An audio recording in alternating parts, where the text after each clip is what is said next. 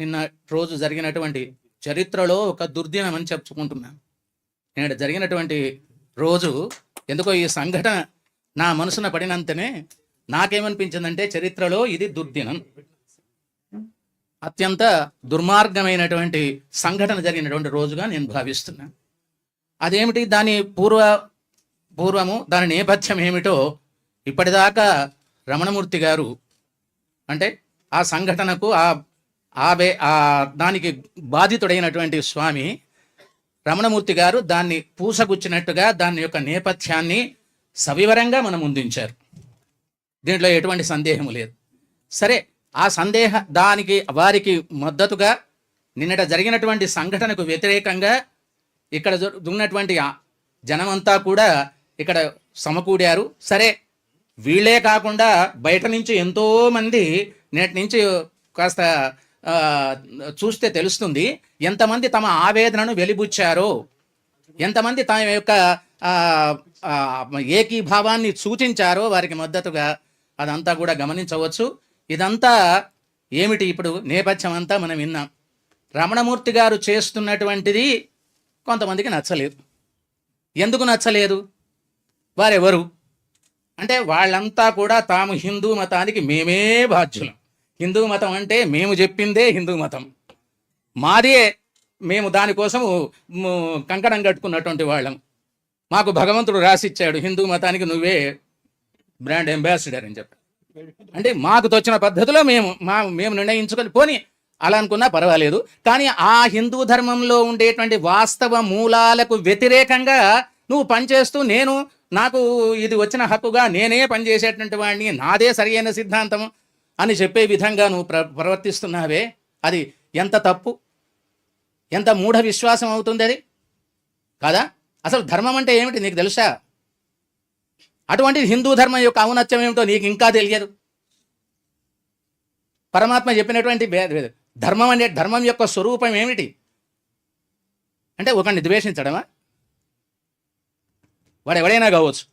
కాబట్టి అటువంటి ద్వేషము, అసమానత్వానికి వ్యతిరేకంగా ఏమిటి, అసహిష్ణుత్వానికి అంటే ఒకరిని సహించలేకపోవడానికి, దానికి వ్యతిరేకంగా హిందూ ధర్మం ఎంత గొప్పగా తన మూల సూత్రాలలో, ఉపనిషత్తులలో, వేదాలలో ఆ భావనను చొప్పింపజేశారు, దాన్ని అందరికీ అందింపజేశారు. దాన్ని నువ్వు గుర్తించవేమిటి? దాన్ని గుర్తించకుండా నాకు దోచిందే, నా పద్ధతే చాలా గొప్పది, నేను ఈ విధంగానే చేస్తాను అనేటువంటి మూర్ఖపు ఆలోచనతో దానికి ముందు ఇంకొకటి చెప్తున్నాను. సరే, దానికి మించిన ప్రమాదం ఏంటంటే అక్కడ నువ్వు నీ నిర్ణయంలో ఏముందంటే రాజకీయాల కోసం దీంట్లో చూపించడం, రాజకీయాన్ని ఇక్కడ చూపించడం, నీ స్వార్థపూరితమైనటువంటి ఆలోచనలు ఇందులో ప్రవేశపెట్టి పైకి ముసుగు మాత్రం మేము ఈ ధర్మం కోసం పనిచేస్తున్నాం. ఆ ముసుగులో జరిగినటువంటి దుర్మార్గమైనటువంటి పద్ధతులు నిన్నటి దారుణానికి దారితీశాయని చెప్పొచ్చు. కాబట్టి అటువంటి నేపథ్యంలో వారు చేసినటువంటి తప్పు ఏమిటి ఇది అంటే నీకంటే గొప్పగా హిందూ ధర్మం ఏంటో నిర్వచించి ఆ ధర్మంలో నాకు అనుకుంటాయి వారి గురించి చాలా కాలం నుంచి పరిచయం కాబట్టి తర్వాత ఆ నేపథ్యంలో చెప్తున్నాం. భగవద్గీతలో పరమాత్మ చెప్తున్నాడు తాను ఎప్పుడు అవతరిస్తా అంటాడు. ఎప్పుడు అవతరిస్తాడట? యథా యథా హి ధర్మస్య గ్లానిర్భవతి భారత అభ్యుత్థానం అధర్మస్య తదాత్మానం సృజామ్యహం అంటాడు. అయ్యా, ఎక్కడైతే ధర్మగ్లాని సంభవిస్తుందో, ఎప్పుడెప్పుడు యథా యథాకి ధర్మస్య గ్లానిర్భవ, ధర్మగ్లాని సంభవించినప్పుడల్లా నన్ను నేను సృజించుకుంటాను అంటాడు. అవి అలా సృజింపబడినటువంటి వారిగా అలాగా ధర్మం యొక్క గ్లాని కలిగినప్పుడు ధర్మాన్ని రక్షించడం కోసం ఆవిర్భవించినటువంటి ఒక అవతార పురుషునిగా ఇంతకుముందు మన విజయశంకర స్వామి గారు కూడా ఈ ప్రస్తావన తెచ్చారు. అలాంటి వారిలో అంటే అనగానే వారిలో అన్ని లక్షణాలు నాకు అన్ని నచ్చాయని కాదు, నేను వారితో అన్నిట్లోనే ఏకీభవిస్తున్నాను కాదు. అవును, నా అభిప్రాయాలు నాకుండే ఆ దాంట్లో, కానీ మూల సూత్రాలతో ఈ విద్వేష రాహిత్యము, అసమానత్వము ఇవేవైతే ఉన్నాయో దాన్ని బేస్ చేసుకొని దానికి అంకితమై నిస్వార్థంగా, ఇంకోటి చెప్తున్నాను, ఖ్యాతి లాభ నిరపేక్షం అంటారు. అంటే ఒక కీర్తి కావాలనో, దీని గురించి నాకు ఒక పేరు ప్రతిష్టలు రావాలనో, లేదా నాకు దీనివల్ల ఆర్థిక లాభం ఏమైనా కలగాలనో అటువంటి వారు కాదు. సమస్తమైనటువంటి ఆయన సంపాదన మొత్తం కూడా పరిత్యజించాడు. తేన త్యక్తాన భుంజీత అని చెప్పినట్టుగా దానికోసం కాకుండా ఎంతోమంది వారి వ్యక్తిగతంగా కూడా ఎంతోమంది పేదవాళ్లను, కళాకారులను, ఎంతోమందిని, సురభి కళాకారులను ఎంతోమందిని ఆదుకున్నారు. ఎంతమంది వారికి ఆర్థికంగా వారిని అన్ని విధాలుగా వారికి ఉపయోగపడుతున్నారు. దాంట్లో ఏ స్వార్థం, నాకు ఇది పేరు రావాలనేటువంటి ఉద్దేశం ఆయనకి ఏ కోశాన లేదు. కాబట్టి అటువంటి ఖ్యాతి లాభ నిరపేక్షకంగా ధర్మాన్ని నిలబెట్టడం కోసం ఆ వాస్తవికమైనటువంటి ఆ హిందూ మత ధర్మాన్ని, అంటే విద్వేషరాహిత్యము, ఇంతకుముందు వారికి ప్రాణప్రదమైనటువంటి వచనాలు, అది ధర్మంలో ఉన్నదే. అది విద్వేషరాహిత్యము, ఈ అసమానత్వము, దీనికి వ్యతిరేకంగా కంకణం కట్టుకొని వారు విజయవిహారం సంస్థ స్థాపించారు, పత్రిక స్థాపించారు, లేదా జై భారత్ మూమెంటో, దానికి ఉన్నటువంటి ఏదో ఇతరులందరినీ దాంట్లో వీరు అని వారికి బాధ్యతలు అప్పగించిన దానికంతటికి HEP అనేటువంటి Hindus for plurality and equality అనేటువంటి ఆ సంస్థను స్థాపించిన, మొన్న రీసెంట్గా స్థాపించినటువంటి హిందూ గోరక్షా సమితి, ఇటువంటి ఈ సంస్థలన్నీ రూపకల్పన చేసిన విధం ఆయనే దీనికి మూలకర్త, ఆయననే ప్రధాన సూత్రధారి. దీని అంతటి ఒక సదుద్దేశంతో అందరినీ కలుపుకొని మళ్ళీ ఒకటి ఇక్కడ ఇంతకుముందు చెప్పినట్టుగా హిందూ మతం అంటే నువ్వు అన్నట్టుగా ఒక్క హిందూ మతమే లేదు. హిందూ మతం కూడా మళ్ళీ చెప్పారు, హిందూ మతం కూడా ఎన్ని సంప్రదాయాలు, ఓటంటే విభిన్నమైనటువంటి వాదాలు, విభిన్నమైనటువంటి భేదాలు, తర్వాత ఇటువంటి ఉన్నటువంటి విభిన్నమైనటువంటి వీటన్నిటిలో ఏకసా సూత్రము అదేదైతే ఉన్నదో అది ప్రధానంగా తీసుకోవాలి. కానీ ఈ పైకి కనపడేటువంటి ఈ భిన్నమైనటువంటి వాదాలు, నువ్వు నేను వేరు అనేటువంటిది, నీ వాదం వేరు నా వాదం వేరు, నీ దేవుడు వేరు నా దేవుడు, ఇదంతా కాదు కదా. అందుకని చెప్పారు సర్వం కల్విదం బ్రహ్మ. భగవద్గీతలో చెప్తారు, ఏం చెప్తాడు ఏమంటే వాసుదేవ సర్వమితి సమహాత్మ సుదుర్లభ. ఈ సమస్తమైనటువంటి ఎట్లయితే ఈశావాస్యం ఇదం జగత్ అన్నట్టుగా ఈ సమస్త జగత్తంతా కూడా వాసుదేవమయం. కాబట్టి అటువంటి ఆ వాసుదేవ దర్శనం చేసినటువంటి వాడయ్యా మహానుభావుడు. మరి నువ్వెక్కడ మహానుభావుడు? నేను చూసిందే నేను ఇదే కాదు కదా. కాబట్టి ఇటువంటి ఈ అఖిలమైనటువంటి తర్వాత బ్రహ్మ భావన, సమత్వ భావన, సమదర్శిత్వం ఇవైతే ఉన్నాయో దాన్ని పక్కకు పెట్టి నువ్వు బెడదాళ్ళు పట్టుతుంటే దాన్నే ఆధారంగా జీవిస్తున్నటువంటి వారు వారి కృషి వారు చేస్తూ ఎటువంటి ఖ్యాతి, ఎటువంటి లాభము ఆశించకుండా దాన్ని ప్రవృద్ధం చేయాలని దానికోసం పరితపిస్తున్నటువంటి పరమసాధు. నాకు ఒకటి అనిపిస్తుంది, పరమ భాగవత హృదయం, శృతిమెత్తని హృదయం, ఎవరిని నొప్పించనోటి.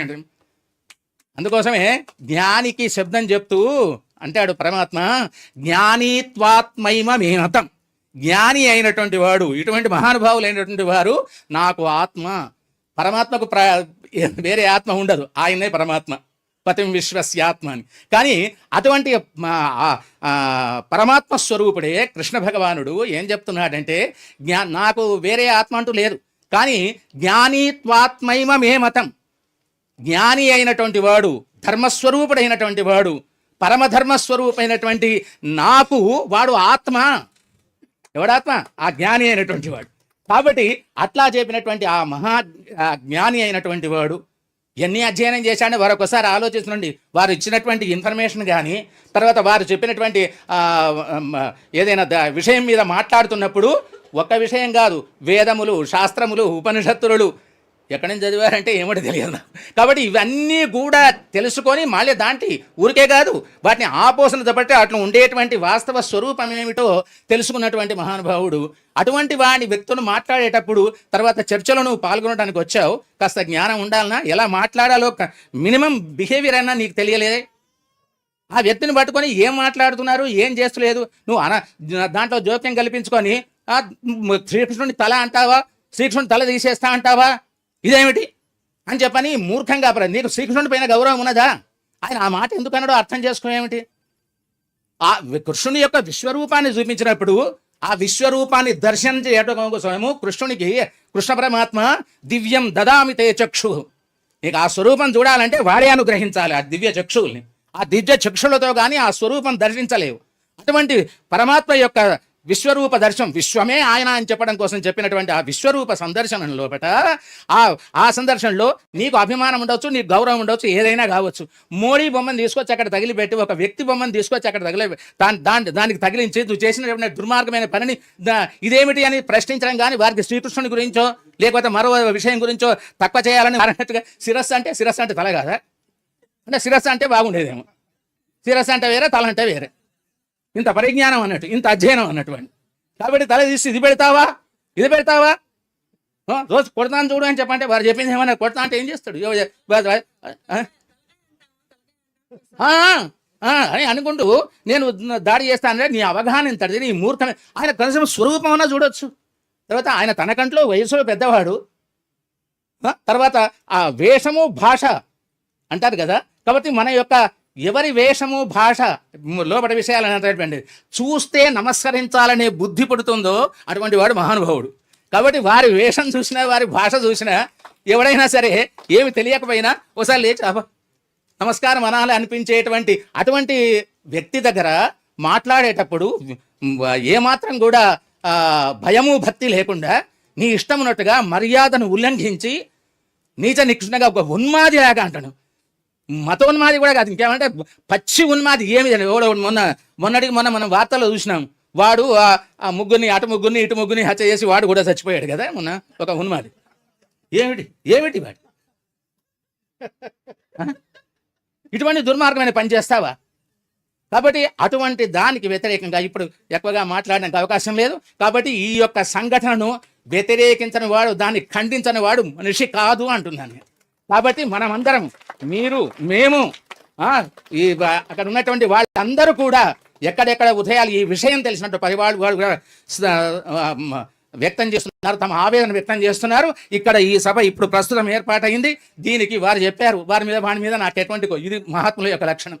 ఇంత అపకారం చేసినటువంటి వ్యక్తిని, ఇంత దుర్మార్గంగా ప్రవర్తించిన వ్యక్తిని ఏమంటున్నాడు ఆయన వాడి మీద దాన్ని చేయట్లేదు. అయ్యా తప్పుదారిలో ప్రవరిస్తున్నావురా నాయన, నువ్వు దైవ మార్గంలో, సన్మార్గంలో, ధర్మ మార్గంలో నడవడానికి వస్తే చాలు నాకు అని చెప్పని అంటున్నారే. అటువంటి ఉత్తమమైనటువంటి మనస్సున్నటువంటి వ్యక్తి, మంచి మనిషికి అవమానం చేసినటువంటి దుర్మార్గము, దీన్ని ఏమంటారు తెలిసిన? భగవంతుడికి ఇష్టమైనటువంటి వాళ్ళు జ్ఞానులు, ఇటువంటి వాళ్ళని చెప్పాను కదా. ఇటువంటి వాళ్ళనే మా సంప్రదాయంలో భాగవతోత్తములు అంటారు. భగవంతుడు తనకు అపకారం చేసినా, తనను అవమానించినా కూడా సహిస్తాడట. భగవంతుడు వాడు ఎవడో భగవంతుడు తిట్టాడు, లేడన్నాడు, ఉన్నాడు అన్నాడు, ఏమన్నా వాడిని పట్టించుకోడట. వాడిని అదేవిధంగా ఈ ఎవరైతే తన జ్ఞానులైనటువంటి వారు, భక్తులైనటువంటి వారు తన వారిని అపకారం చేస్తాడో దాన్ని ఏమంటారంటే, దాన్ని మాత్రం ఎంత మాత్రము సహించడట. దాన్ని అసహ్యాపచారము అంటారు. అసహ్యాపచారం అంటే సహించనటువంటి, తను కూడా క్షమించనటువంటి అటువంటి అసహ్యాపచారం చేసినటువంటి మహా దుర్మార్గుడు నేను చెప్పినటువంటి మనిషి. అటువంటి అసహ్యాపారం భగవంతుడు కూడా క్షమించినటువంటి వాడిని వారు క్షమిస్తున్నారు ఇక్కడ. కాబట్టి సరే, ఇంతకు మరి వారు ఎందుకు కేసు వేసేయారు? కేసు ఎందుకు వేయాలి? వారి మీద క్షమించేశాడు కదా అని చెప్పనంటే, అంటే ఇతరులు ఈ అధర్మ మార్గంలో ఇంకా పెట్రేకి పోకుండా ఉండడం కోసం, ఇటువంటి సంఘటనలు పురావృతం రాకుండా ఉండడం కోసం ఆ పని చేశానని చెప్తున్నారు. ఇదంతా ఫలించాలి. ఇటువంటి దుర్మార్గులు, ఉన్మాదుల యొక్క పిచ్చి చర్యలు మానుకోవాలి, ధర్మ మార్గంలో పయనించాలి. మనం ఎదుటి వాడి అభిప్రాయం, ఎదుటి వ్యక్తిగా అందులో ఉండేటువంటి పరమాత్మను గుర్తించాలి.